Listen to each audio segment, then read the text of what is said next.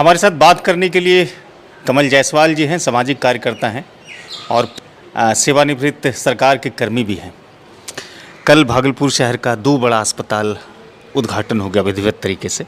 Super speciality अस्पताल के विषय में जिस समय भारत सरकार के तत्कालीन स्वास्थ्य मंत्री थे अश्विनी कुमार चौबे, उन्होंने बहुत प्रयास भी किए थे। कई मरतबा उन्होंने डेट को तय किया था कि इस तारीख को ये अस्पताल शुरू हो जाएगा।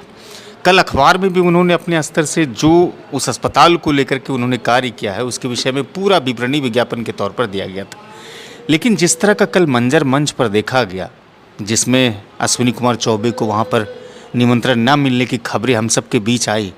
आप एक सामाजिक कार्यकर्ता हैं, स्थानीय वो यहाँ के रहने वाले भी हैं, भारत सरकार के पूर्व केंद्रीय मंत्री रहे हैं, बिहार सरकार में मंत्री भी रहे हैं, लेकिन इतने बड़े आयोजन में उसकी उपेक्षा कर देना ये कितना उचित लगता है आपको? देखिए, ये जनमानस में, भागलपुर की जनमानस में जो एक आम चर्चाएं कल रही और जहाँ भी चर्चा का विषय चौक चौराहे पर था तो यही बात थी कि भाई अश्विनी जी चौबे को कम से कम मंच पर आमंत्रित करने की ज़रूरत थी। और सवाल है कि उनकी उपेक्षा करना हमारे समझ से बहुत उचित नहीं है। हम लोग के जैसे लोग भी इससे मर्माहत हैं और हमें भी काफ़ी तकलीफ़ है। अश्विनी जी जो कुछ भी हैं वो भागलपुर के लाल हैं, दरियापुर के ही नहीं बल्कि पूरे बिहार के लाल हैं, हम लोग के बड़े भाई हैं।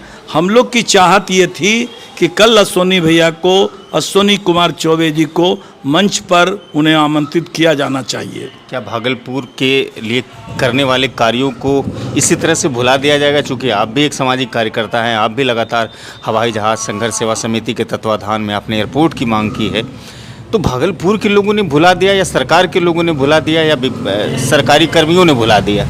जब इस पर आप चर्चा करेंगे ना तो आपको लोग बताएंगे इसी को तो राजनीति कहते हैं। आज के तारीख में इस तरह के कार्यों करने वाले लोगों को आज आप देख लीजिए ना, कहीं कोई कुआं, कोई धर्मशाला, कोई वृक्ष, इस तरह के लगाने वाली संस्थाएं नहीं आगे आती है, कोई व्यक्ति नहीं आते हैं। ये पूरा मैसेज क्या भागलपुर के वैसे लोगों के लिए मर्माहत करने वाला है, उदासीनता लाने वाला है जो लोग भागलपुर की समृद्धि के लिए या फिर इसकी तरक्की के लिए दिन रात मेहनत कर रहे हैं? नहीं, एकदम 100% इसमें सहमत हैं। चूँकि कल की जो वाकया हुई है, हम लोग जो आम आवाम है जिसको कि रूल और रेगुलेशन और प्रोटोकॉल नहीं समझ में आता है, हम जैसे लोगों को प्रोटोकॉल से क्या लेना देना है?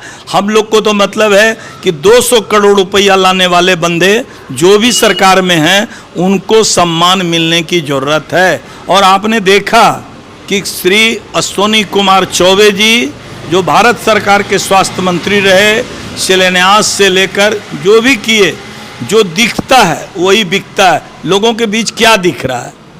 कई मुद्दे हैं जिसमें कि अश्विनी भैया से हो सकता है लोगों का अपना वैचारिक मतभेद हो, लेकिन इस मुद्दे पर भागलपुर अंग जनपद के लोग जो बुद्धिजीवी हैं, जो समाज सेवी हैं, उनके समझ से लगता है कि उनको मंच पर लाना चाहिए, सरकार को आमंत्रित करना चाहिए। लेकिन जब मैं पता करता हूं तो लोग ये कह के अपना पल्ला झाड़ लेते हैं कि प्रोटोकॉल में माननीय मंत्री जी नहीं आते।